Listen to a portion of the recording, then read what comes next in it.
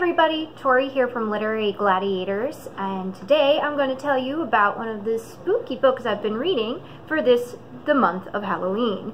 It is called I'm going to butcher this title, it's pretty long, The Utterly Uninteresting and Unadventurous Tales of Fred, the Vampire Accountant. It's by Drew Hayes. It was published in 2014. I think it was an Amazon book. And then they actually made a physical copy of it as well for you to be able to purchase. I got this book actually all the way back in February. It was one of the 2 blind book date books that I was able to get, and finally got around to being able to read it. It is, quite honestly, a really cute, fun reimagining of vampires and their lives or their unlives in the dark that they live.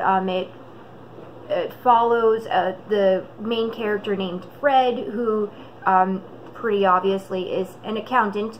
He was an accountant before he was turned into a vampire, and then because he was such a boring individual, he continued being an accountant long after his death. He's just an accountant that works at night and works from home and is very efficient because he doesn't have to sleep or do any of those other fun things. The story, while it says it's uninteresting and unadventurous, is anything but.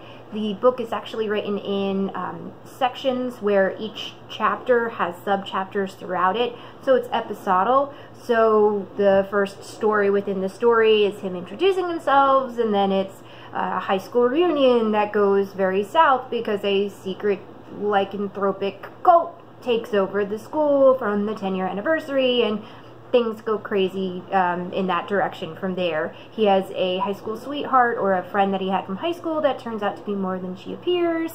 He makes more friends in the parahuman, as the book calls them, or the supernatural variety. I think one's like a 17-year-old zombie. There's a werehorse named Bubba. So the characters are all very colorful and interesting. One thing that I will have to say, the book is very well written in a first-person point of view, and the characters are very well defined. Unfortunately, though, it kind of pulls a Bella Swan / Twilight feel, where every couple of paragraphs it reminds you Fred is not like the other vampires. And well, that's something that kind of got on my negative list for writing no-nos.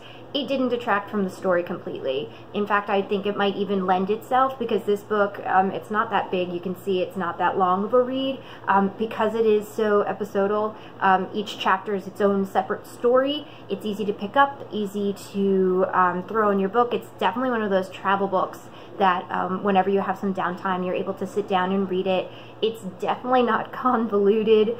All of the stories kind of resolve on a happier note, and I think that's the other thing that I really think this book has going for it, is it's not gritty and edgy and emotional, and in quite fact, it does not take itself seriously at all. And I feel like nowadays, with a lot of different things that have like these gritty, dark reboots, or shows that have like dark, edgy twists to them, and I'm not gonna lie, that's a lot of the media that I consume, like trends towards that. This was actually pretty refreshing. So this is what the front of the book looks like.